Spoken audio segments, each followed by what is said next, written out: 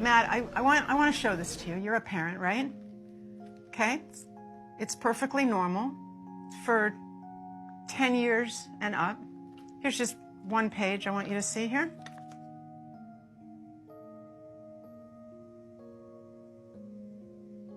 For 10 and up, huh?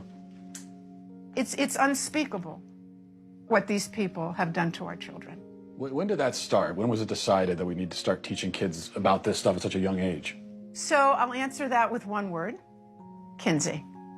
Kinsey was a social reformer. He wanted to rid society of Judeo-Christian values when it came to sexuality. And he worked very hard to do that, and I would say He believed that true happiness is found in a life of perverse sexual experimentation, no matter the age. What came out is that his research was fraudulent. Kinsey based his fraudulent conclusions on data he collected from convicted sex offenders and child molesters. His research was conducted in prisons, not everyday America. He also performed horrific sexual experiments on children, some under the age of 1.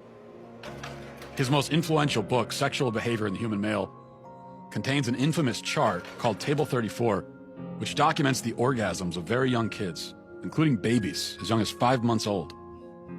But instead of suffering the consequences for his heinous actions, he was and still is celebrated by academia and Hollywood. His ideas form the foundation for sexual education in public schools today.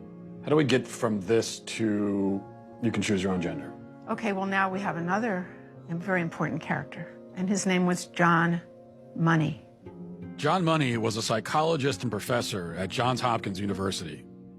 Gender ideology was his brainchild.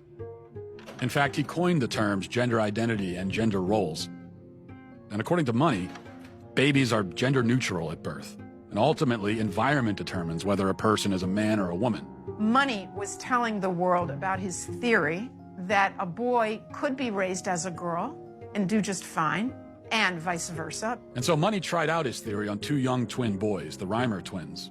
When the twins were 8 months old and they went to be circumcised, the first twin, whose name was Bruce, something went wrong with the machinery and his penis was burnt off. They stopped and didn't do a second circumcision on the other twin, as you might imagine. And the parents, of course, didn't know what to do. How are they going to raise this child? John Money convinced Bruce's parents to transition him into a girl. Money also conducted sexually abusive experiments on the twins throughout their childhood, including forcing them to simulate sex acts on each other. He reported up to the age of 10 that this was a complete success. Well, wasn't true. The results were a disaster. Bruce could never fully accept his female identity. Eventually, his parents told him the truth, and he chose to transition back to a boy, taking the name David. As an adult, David spoke out about the abuse and the damage done to him by John Money. The girls would do their things with their Barbies and things like that, and that wouldn't interest me. And things such as trucks and building forts and, you know, getting to the odd fist fight and climbing trees, that's the kind of stuff that I like, but it was unacceptable, so I'd never... As a girl? As a girl, I had no place to fit in. The trauma that he and his brother and his entire family went through left deep scars. His brother died of an overdose when he was 38, and then David committed suicide. There was never a retraction or an apology from John Money. Instead, his ideas were adopted by mainstream psychology, and they form the basis of gender ideology today. Why don't more people know about John Money and Alfred Kinsey?